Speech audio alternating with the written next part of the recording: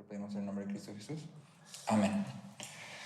Muy bien, te explico un poquito de lo que vamos a estar haciendo durante las lecciones. Si tienes ahí en tus hojas una en letras grandotas dice la gran pregunta. ¿Alguien me quiere leer cuál es la gran pregunta?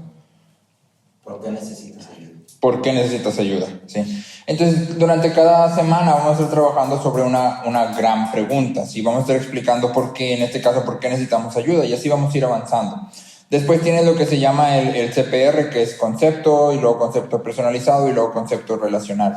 Y la idea es que vamos a estar avanzando, entendiendo conceptos claves, cómo aplican a nuestras vidas, y luego cómo aplican a aquellos que nos rodean, porque de nuevo el cristianismo no es una religión de yo.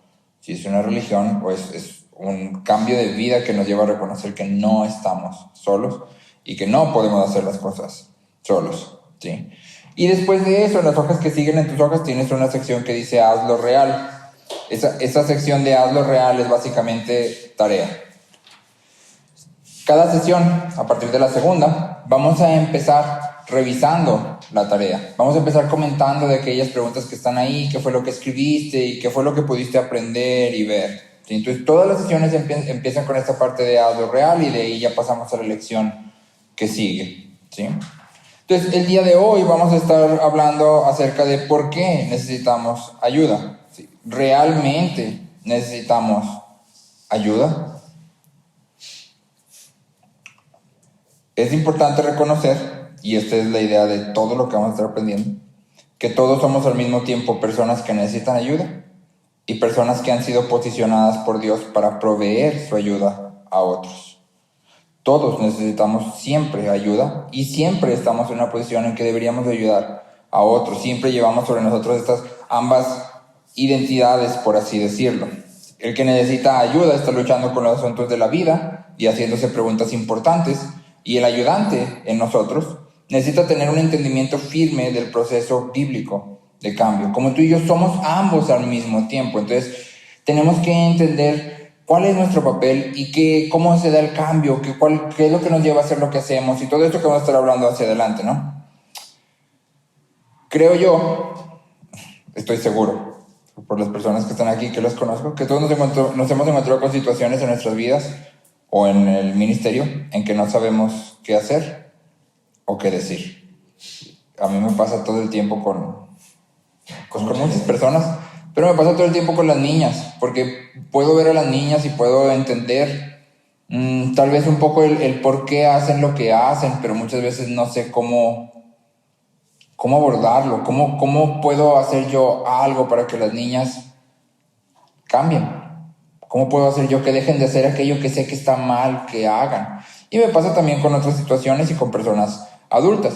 Y siempre que nos topamos con estas situaciones en las que no sabemos qué hacer o qué decir, somos confrontados con la realidad de que Dios no nos ha dado un sistema de cambio que funcione como un switch de prendido y apagado.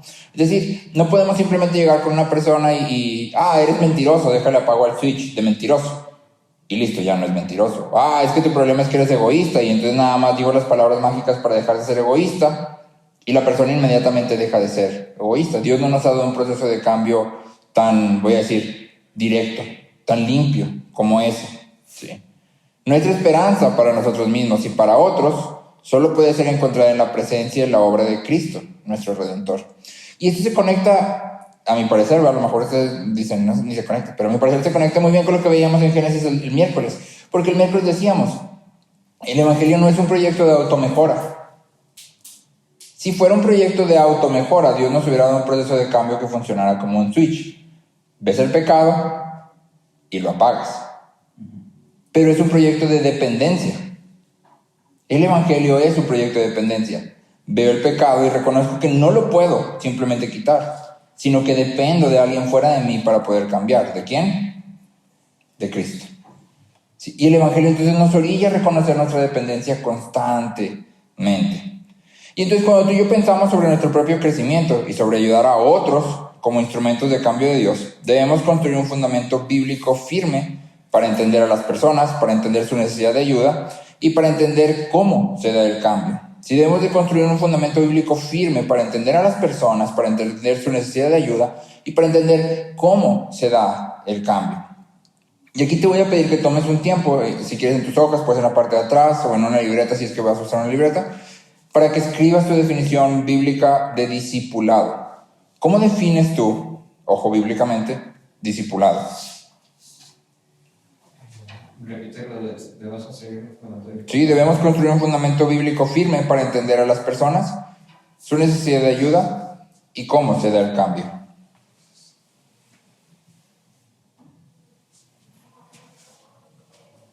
¿Establecer qué objeto? un fundamento bíblico firme.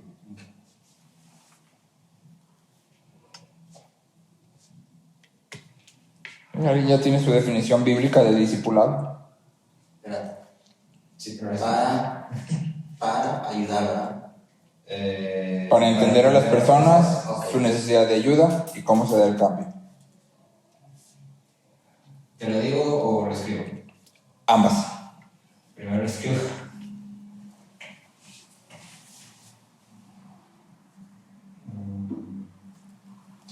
Bueno, para mí discipulado Ujú.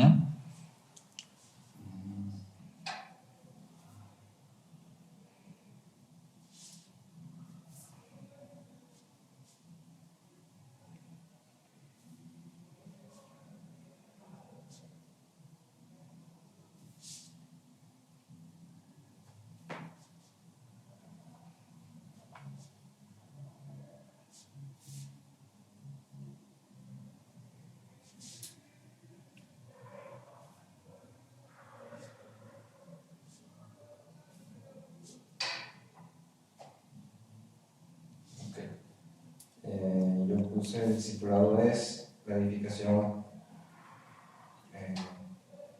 colaborativa Ujú. e intencional del cuerpo para ir poco a poco alcanzando la estatura del varón perfecto. Chu.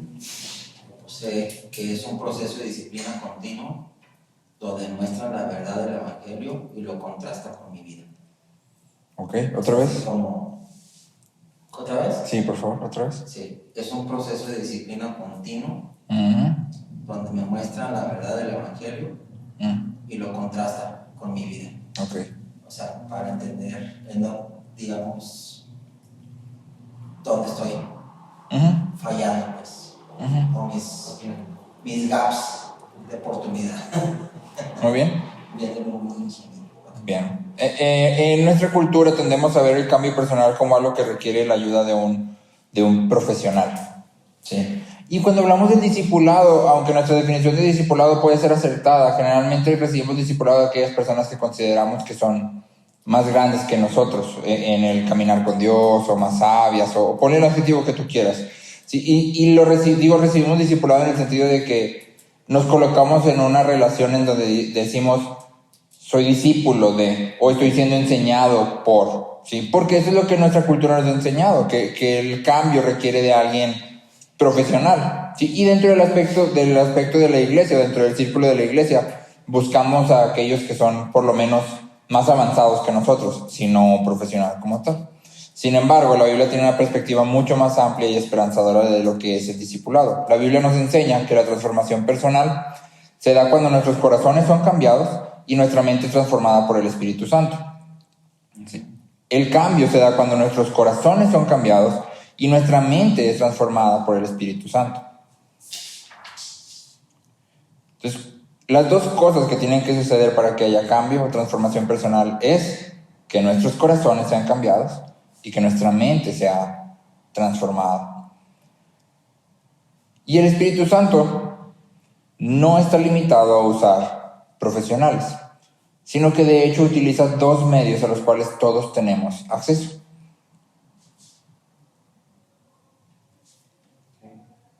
¿Alguien sabe cuáles son esos dos medios? Una vez en la iglesia, ¿no? Así es, la iglesia Y la palabra de Dios. y la palabra de Dios. Perfecto. Ya casi me estoy escuchando. Me ayuda por favor leyendo Isaías 55 del 10 al 13. Isaías 55 del 10 al 13. 55. Del 10 al 13.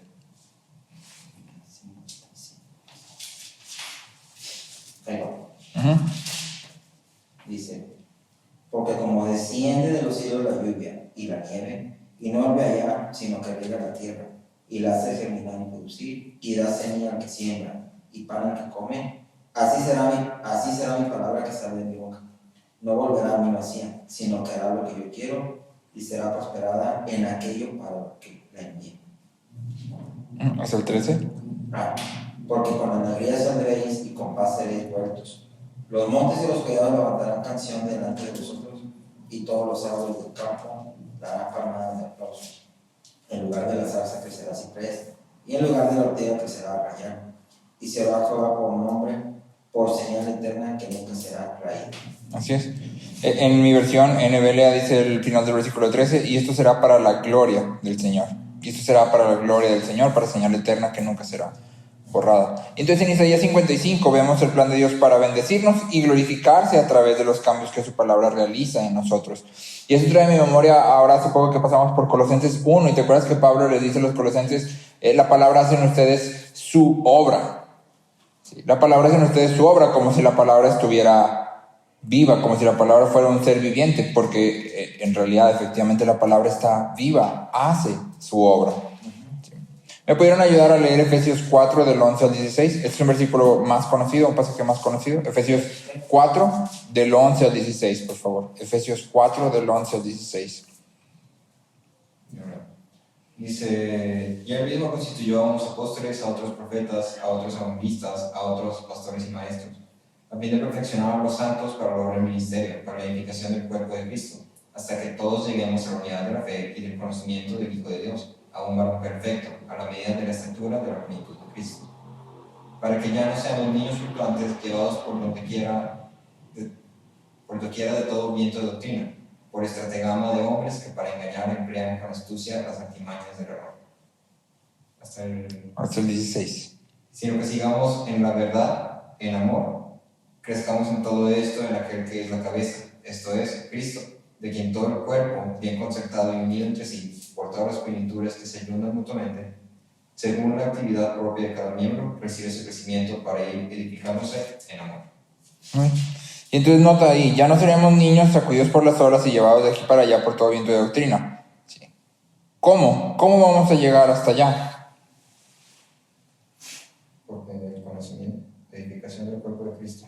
Por medio del cuerpo de Cristo, porque empieza el pasaje en el versículo 11, y él dio a algunos a ser apóstoles, a otros profetas. Es decir, Cristo ha dado a la iglesia dones, y entre esos dones ha dado gente que tiene ciertas funciones dentro del cuerpo para capacitar a los santos. Y lo dice, ya no seremos, más bien al hablar la verdad en amor, creceremos en todos los aspectos. Al hablar la verdad en amor, y lo dice, de quien todo el cuerpo, estando bien ajustado y unido por la cohesión que las coyunturas proveen, conforme al funcionamiento adecuado de cada miembro, produce el crecimiento del cuerpo. Entonces, el cuerpo es lo que nos lleva a crecer hasta la madurez.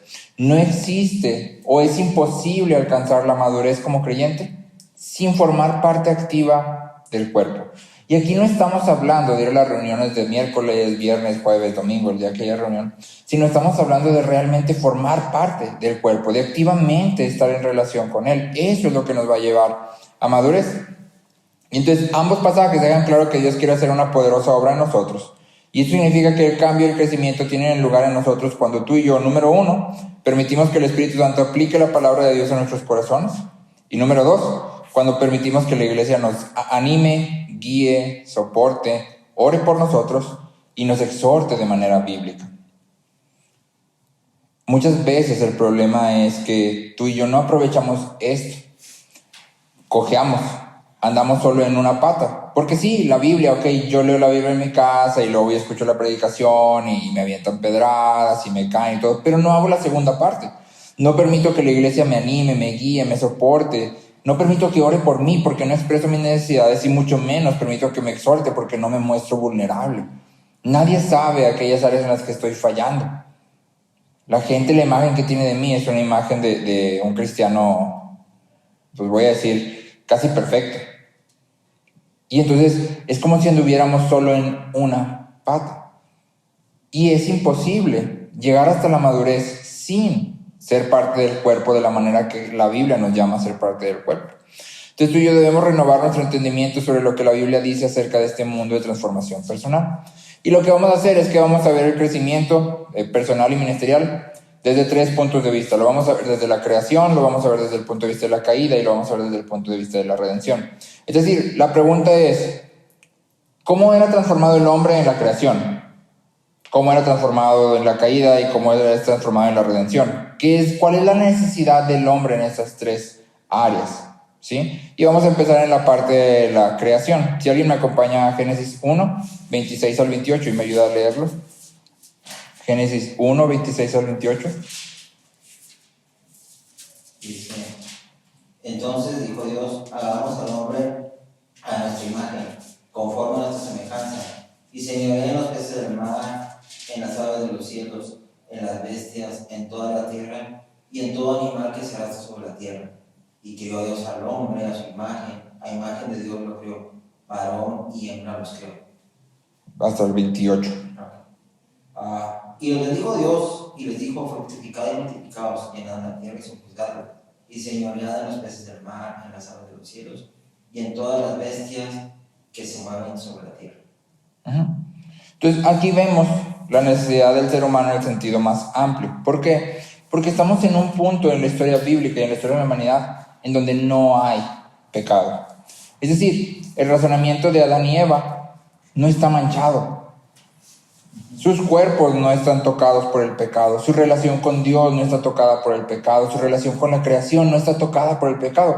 Está en un estado totalmente neutro, en donde todo debería de funcionar tal como fue creado para funcionar. Y sin embargo, no pueden vivir independientes del consejo de Dios. Dios aparece delante de ellos y Dios tiene que explicar quiénes eran y lo que debían de hacer con sus vidas y lo que los rodeaba. La necesidad de Adán y Eva no es el resultado del pecado. La necesidad de Adán y Eva es el resultado de ser humanos. Adán y Eva necesitan ayuda porque son humanos. No porque son caídos, sino porque son humanos. Ser humanos significa necesitar ayuda externa para entender y vivir la vida.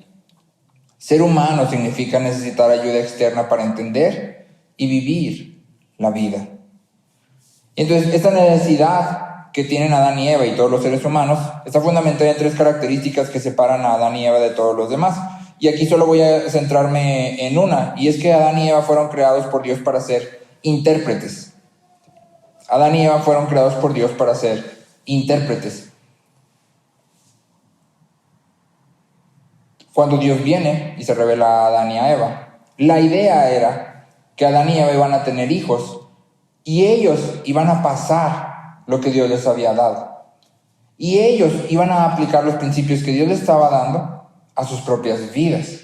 Iban a vivir a la luz de esas palabras y lo iban a enseñar a sus hijos a vivir a la luz de las mismas, ¿sí? De la misma manera, todos nosotros estamos activamente interpretando la vida y todo el tiempo estamos compartiendo nuestras interpretaciones con otros. Nadie, absolutamente nadie vive con base en los hechos duros, sino que vivimos con base en nuestra interpretación de los hechos. Por lo tanto, ser humano significa necesitar ayuda para interpretar correctamente la vida. Ser humano significa necesitar ayuda para interpretar correctamente la vida.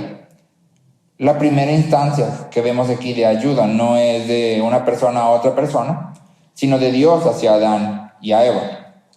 Y puedes aplicar esto en tu propia vida. Puedes pensar en un momento en tu vida en que hayas respondido no a los hechos, sino a tu interpretación de los hechos. Hoy me estaba acordando de hace, creo, 2 años, no recuerdo cuánto fue, que tenía un trabajo bien chido. Y de repente un día así de buenas a primeras, el trabajo se acabó. Y me acuerdo que cuando me dijeron que ya no iba a trabajar, me sentí muy agobiado, me sentí ansioso, no dormía, casi no tenía hambre, estaba todo el tiempo preocupado, no sabía cómo le iba a hacer. Y me acuerdo que muchas veces estaba en la cama y pensaba, bueno, ¿qué es lo peor que podría pasar? Y realmente pues no había algo así como, no era como que me iba a quedar en la calle con las niñas abajo de un puente, yo sabía que no iba a llegar hasta ese punto. Y sin embargo, me sentía totalmente devastado. Entonces no estaba respondiendo a los hechos en sí mismos, sino que estaba respondiendo a mi interpretación de los hechos. Y era como que ese trabajo me estaba dando seguridad. Y cuando me lo quitaron, me sentí totalmente inseguro. Tu seguridad estaba en el trabajo. Y lo estaba interpretando así, aunque yo no me daba cuenta. Yo nunca dije, mi seguridad es el trabajo. Pero cuando lo quitaron, se dejó ver que mi seguridad era ese trabajo específicamente. Y no respondí a los hechos duros, que es, no pasa nada si el trabajo se va. No era ese trabajo lo que me mantenía realmente, eso era un ingreso fuerte. ¿Sí? No era como que Dios me hubiera abandonado. Dios no me abandonó. Y no era como que estuviera solo, porque nunca he estado solo, gracias a Dios. Pero no estaba viendo esos hechos, sino estaba interpretando las cosas y luego estaba respondiendo a mi interpretación. Y entonces, al interpretar, como te podrás dar cuenta en este caso, siempre estamos expresando algo de nuestra identidad. En este caso, yo estaba expresando un impulso idólatra. Estaba encontrando seguridad en donde no debería de encontrarlo. Y entonces tú y yo hablamos a otros desde nuestro sentido de propósito y significado. Y siempre interpretamos la vida a partir de quienes creemos que somos y lo que creemos que deberíamos estar haciendo. Y la idea clave en este primer punto es, todos interpretamos la vida y al mismo tiempo todos influenciamos a otros. Porque absolutamente todo lo que decimos es una interpretación de la vida misma. Ninguno de nosotros anda por ahí, por el mundo, dando nada más datos de la vida, sino que damos interpretaciones de los datos que nos rodean. Y en ese sentido, entonces, todos influenciamos. Ahora vamos a avanzar un poco y vamos a leer Génesis 3 del 1 al 7. Génesis 3 del 1 al 7. Sí, por favor. Dice, pero la serpiente era astuta, más que todos los animales del campo que Jehová Dios había hecho, la cual dijo a la mujer, con que Dios os ha dicho, no comáis de todo árbol del huerto. Y la mujer respondió a la serpiente, del fruto de los árboles del huerto podemos comer, pero del fruto del árbol que está en medio del huerto, dijo Dios, no comerán de él ni lo tocarán, para que no mueran. Entonces la serpiente dijo a la mujer, no morirán, sino que sabe Dios que el día que coman de él serán abiertos sus ojos y serán como Dios, sabiendo el bien y el mal. Y vio la mujer que el árbol era bueno para comer y que era agradable a los ojos, y árbol codiciable para alcanzar la sabiduría. Y tomó de su fruto y comió, y dio también a su marido, el cual comió así como ella. Entonces fueron abiertos los ojos de ambos, y conocieron que estaban desnudos. Entonces cosieron hojas de higuera y se hicieron delantales. Y entonces, en Génesis 3, vemos por primera vez en la historia de la humanidad una segunda voz que aparece delante de Adán y de Eva.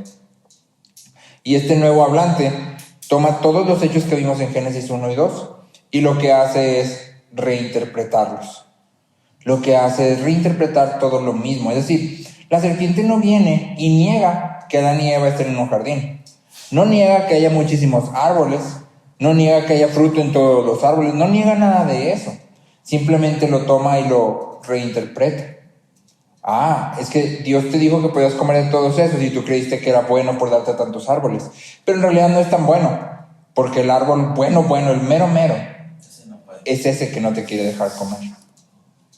Entonces la serpiente viene y reinterpreta los mismos hechos que Adán y Eva ya habían visto. Si Adán y Eva deciden creer esta interpretación, pues no tiene ningún sentido seguir obedeciendo a Dios, porque esta nueva interpretación dice Dios no es bueno. Dios no es bueno. ¿Qué caso tiene seguir obedeciéndole? Mejor toma aquel árbol que es lo más bueno de todo y sé como Dios. Entonces tú y yo debemos de notar esto.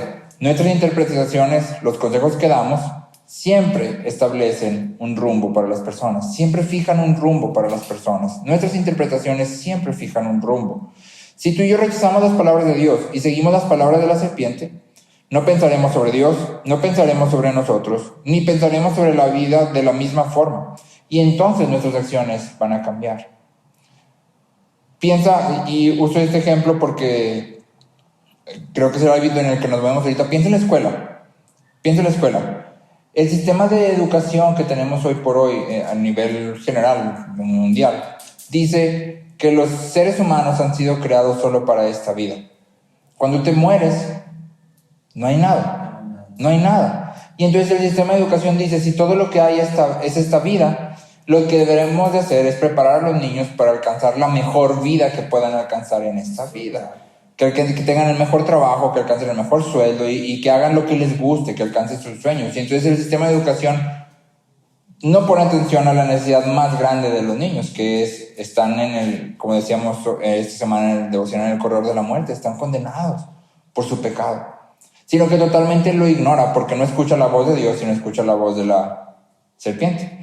Deja de pensar en Dios como Dios sobre todo. Deja de pensar en los seres humanos como seres humanos caídos que necesitan reconciliarse con Dios. Y deja de pensar en la vida simplemente como una antesala a la vida eterna. Y como deja de pensar en esas tres cosas de esa manera, cambia absolutamente todo.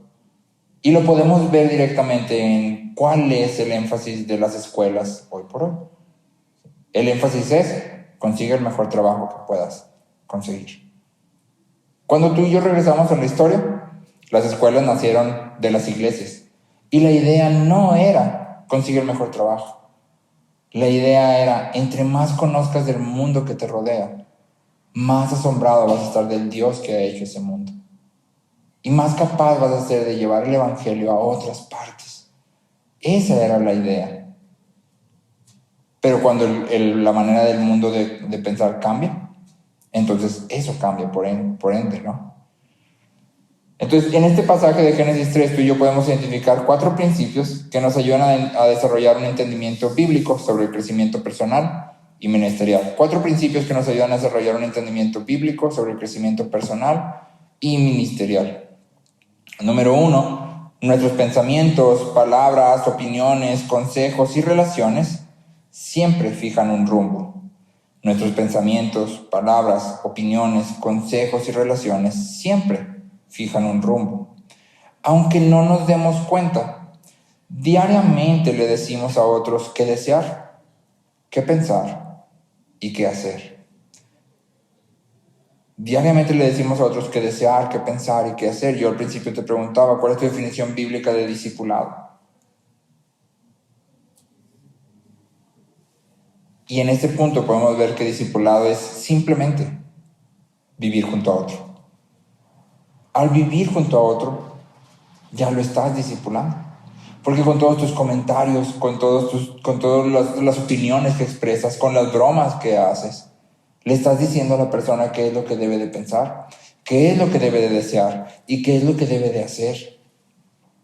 Número 2, los consejos siempre son morales. Es decir, siempre que damos un consejo, estamos por implicación definiendo lo bueno y lo malo. Estamos diciendo esto es correcto y esto es incorrecto. Estamos diciendo es que esta es la verdad y esta es una mentira. Estamos diciendo esto es lo saludable y eso que estás haciendo te hace daño. Todos los consejos siempre nos dan marcos de moralidad para nuestras situaciones y relaciones. Número 3. Tú y yo deberíamos de anhelar los días como los de Génesis 1, donde todo lo que las personas pensaban, decían y hacían estaba fundamentado solamente en las palabras de Dios. Son los días que deberíamos de anhelar. Que todo lo que pensemos, digamos y hagamos esté solamente fundamentado en las palabras de Dios. Sin embargo, tú y yo vivimos en un mundo de mucha confusión, donde literalmente miles de voces nos hablan al mismo tiempo.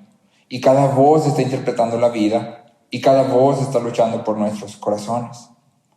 Y entonces aquí la pregunta para ti y para mí es, ¿cuáles son las voces que estamos escuchando? ¿De qué nos estamos llenando? Y ojo, porque estamos diciendo que todos influenciamos a otros. Y eso implica que también las cosas que escuchamos activamente nos están influenciando, están formando la manera en que pensamos. Y luego tú y yo somos transformados por las cosas que escuchamos y luego vamos y hablamos con otros. Pero nuestra interpretación ya está siendo transformada por aquello que estamos escuchando. La pregunta ¿es eso que estamos escuchando algo bíblico? ¿Está fundamentado en la Biblia o está totalmente apartado de ella? Y número 4, necesitamos que la palabra de Dios atraviese la confusión y le dé sentido a nuestras vidas. Como seres caídos, necesitamos que la palabra de Dios atraviese la confusión y le dé sentido a nuestras vidas.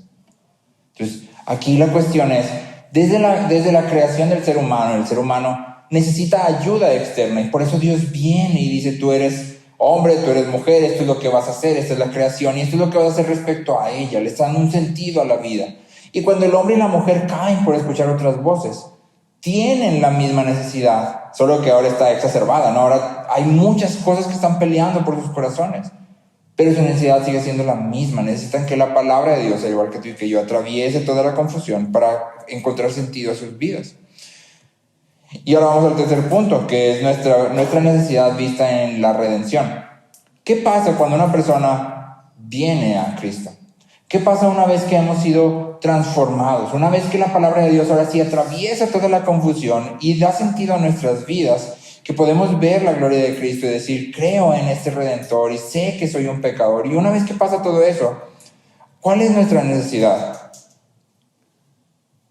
Si los creyentes han recibido el Espíritu Santo y tienen la palabra de Dios, ¿realmente necesitan otra ayuda externa? ¿Realmente necesitan el consejo de otros? ¿No sería decir que necesitamos el consejo de otros dudar del Espíritu Santo y la palabra? No es simplemente suficiente decir: ok, Dios ya ha puesto su Espíritu Santo sobre nosotros y tengo la palabra, y entonces puedo ser transformado totalmente solo al leer la palabra y al escuchar la palabra. Les comentaba el lunes que hace un tiempo estuvimos platicando con una persona que justamente este era el tema que hablábamos. Decíamos: es que necesitas a la iglesia. Tú necesitas a la iglesia para ser fortalecido, para madurar, para cambiar, para poder atravesar lo que estás atravesando. Necesitas a la iglesia. Y su respuesta fue: es que eso me parece muy humanista. Estás poniendo demasiado énfasis en los hombres, cuando en realidad tenemos a Dios. Y es justo esta misma objeción, ¿no? Pero si ya tengo el Espíritu Santo y tengo la Biblia, ¿para qué necesito a otros hombres que finalmente son pecadores igual que yo? Y la Biblia habla directamente a esto. Y me gustaría que leyéramos Hebreos 3, versículos 12 y 13. Hebreos 3, versículos 12 y 13. Si alguien me ayuda a leerlo.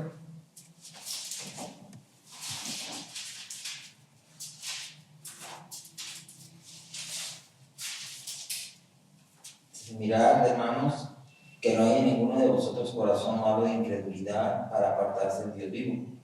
Antes exhortados los unos a los otros cada día, entre tanto que se dice: hoy, para que ninguno de vosotros se endurezcan por el engaño del pecado.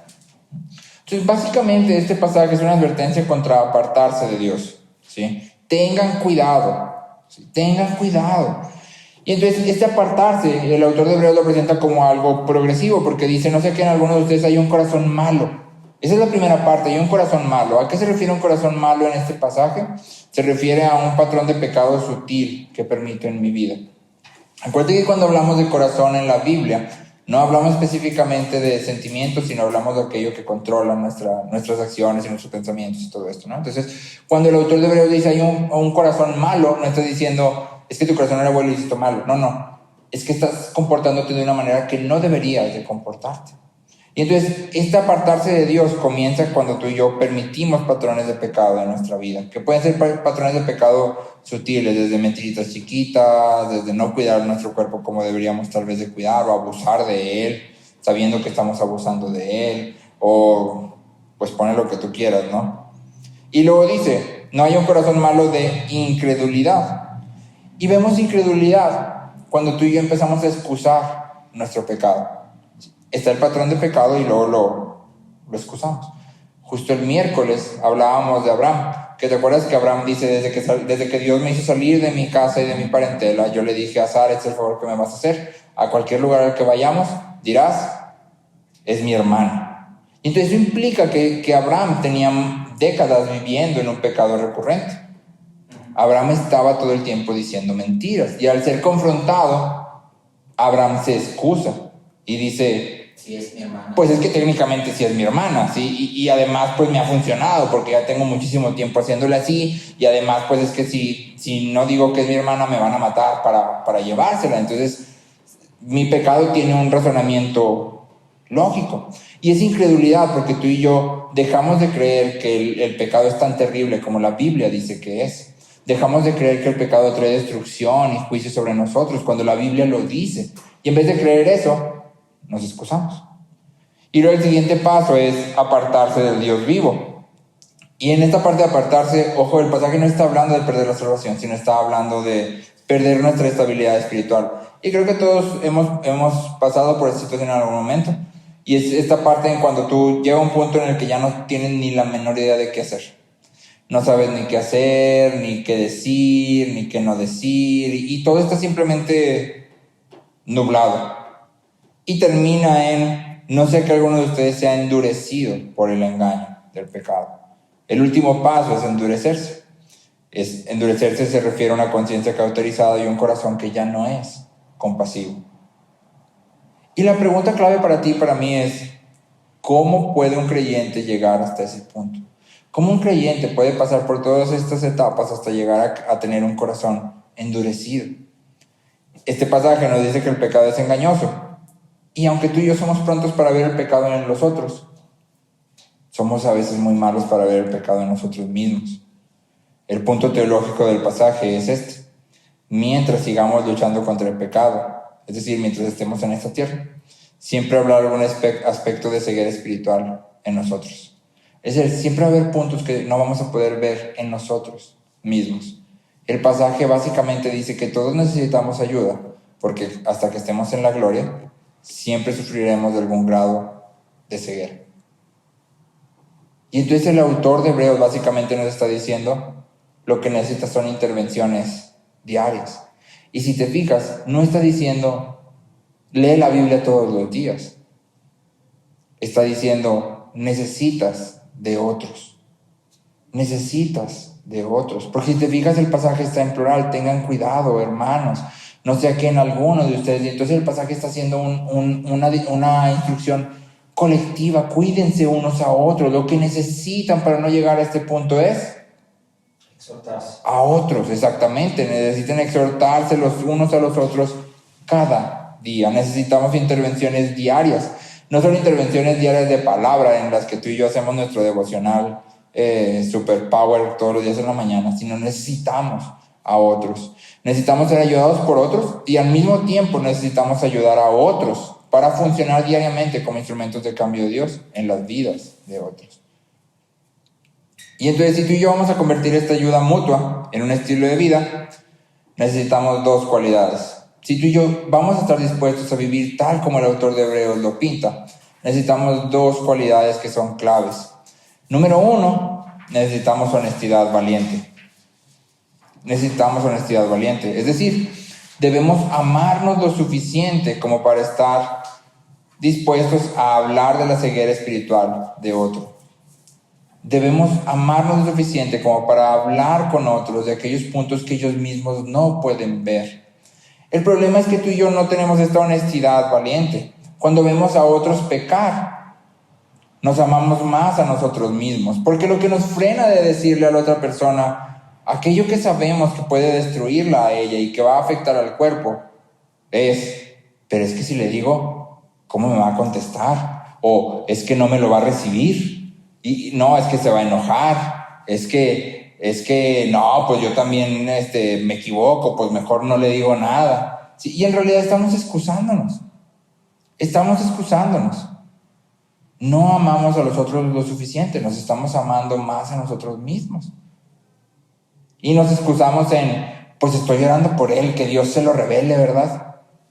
Cuando no es lo que la Biblia nos llama a hacer. La Biblia nos llama a exhortarnos unos a otros cada día. Sí. Y ojo que exhortar significa animarse, no significa esto que vas a andar ahí acusando a todos de sus pecados, sino vas a estar animando a aquellos que te rodean y vas a recibir ánimo tú también. Eso nos lleva a la segunda cualidad que necesitamos, que es afabilidad humilde. ¿Alguien sabe qué significa ser afable? en paz, digamos con misericordia pudiera ser. Más o menos, sí. La definición más así como llana, plana, afable es fácil de tratar. Una persona afable es una persona fácil de tratar. Y entonces tú y yo necesitamos afabilidad humilde. ¿Sí? Es decir, debemos estar dispuestos a escuchar y considerar cuando otras personas nos confrontan con cosas que solos no podríamos ver. El problema es que a nadie nos gusta que nos digan las cosas que hacemos mal, Que no lo digan. aunque nos las digan bonito, así es. Y entonces muchas veces vienen y nos dicen, y tú y yo respondemos de mala manera, pues tú qué vas a saber, pues tú quién te crees que eres, o nos excusamos bíblicamente, pues es que estás mal porque la Biblia dice sí es sí, y yo por eso hago esto. Y entonces no estamos siendo personas afables, no estamos siendo personas humildes. La respuesta correcta sería decir, ok, lo voy a considerar. Aun cuando en ese momento no estemos convencidos de que estamos fallando en aquello que se nos está llamando a observar, podemos considerarlo. Me gusta mucho este pasaje en la Biblia que dice que me hiere el sabio con sus palabras. Y les preguntaba el lunes, no sé si tú has orado alguna vez así, que me hiere el sabio con sus palabras. Porque debería de ser una oración que tú y yo hagamos constantemente. Y luego el siguiente pedacito dice, es aceite sobre mi cabeza. Que me hiere el sabio con sus palabras, es aceite sobre mi cabeza. Y lo que está diciendo el autor es que venga y me diga lo que tenga que decirme, aunque me lastime, y yo lo voy a recibir con gozo. Lo voy a recibir como una muestra de cuidado, de afecto. Lo voy a recibir como una muestra de amor. Y entonces tú y yo debemos de vivir de tal forma que la gente que está a nuestro alrededor sepa que puede venir a decirnos, oye, creo que estás fallando en esto. Y que nuestra reacción sea, ok, esto es aceite sobre mi cabeza, aun cuando puede que en este momento no esté muy de acuerdo con lo que estás diciendo. Lo puedo considerar. Pero debemos de vivir de manera que la gente sepa que puede acercarse a nosotros.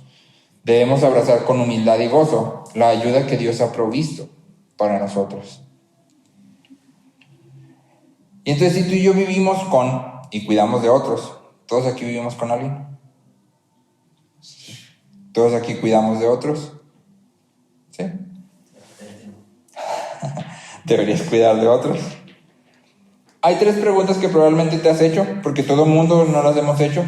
Y estas 3 preguntas forman la base de cualquier sistema de crecimiento y transformación. Son preguntas que deberíamos responder de manera distintivamente bíblica. Número 1, ¿por qué las personas hacen lo que hacen?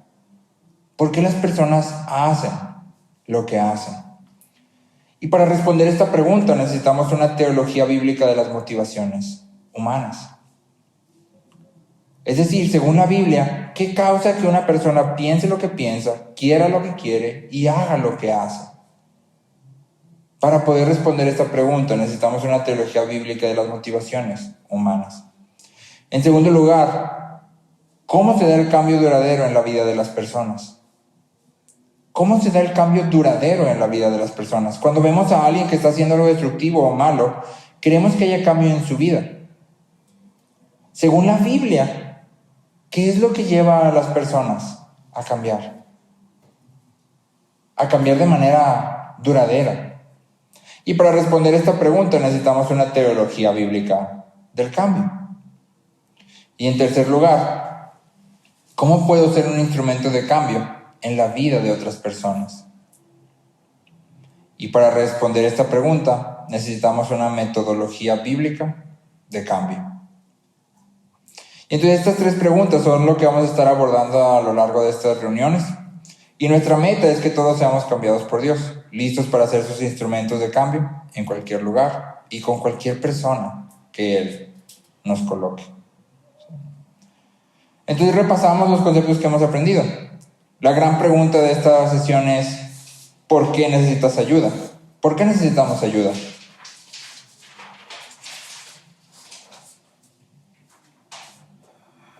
Porque no podemos interpretar las cosas nosotros solos. Porque somos humanos. Necesitamos ayuda porque somos humanos.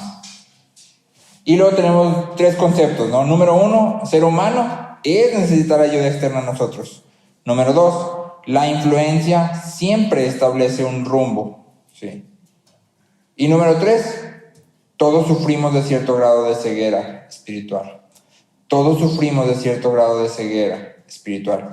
Ahora, toma estos 3 conceptos y personalízalos. En primer lugar, necesito recibir verdad externa a mí para darle sentido a la vida. Segundo, necesito examinarme con humildad sobre por qué hago y digo todo lo que hago y digo.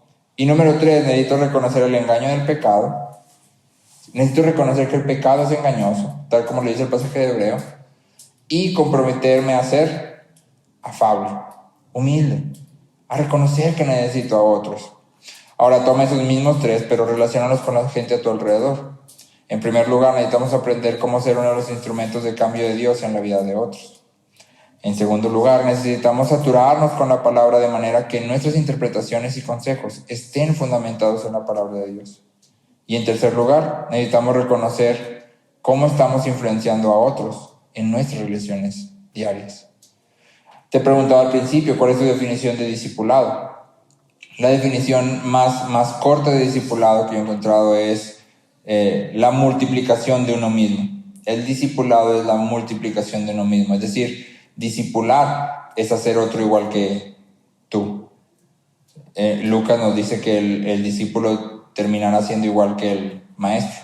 Entonces el discipulado es, vas a terminar multiplicándote en otro. Y si todo lo que tú dices le está diciendo a las otras personas qué desear, qué hacer y qué pensar, estás efectivamente discipulando a otros en tus relaciones diarias. Y entonces la pregunta es, ¿cómo estoy influenciándolos? ¿Hacia dónde los estoy llevando? ¿Cuál es el rumbo que estoy fijando para ellos? ¿Y cuál es el rumbo que estoy llevando yo mismo?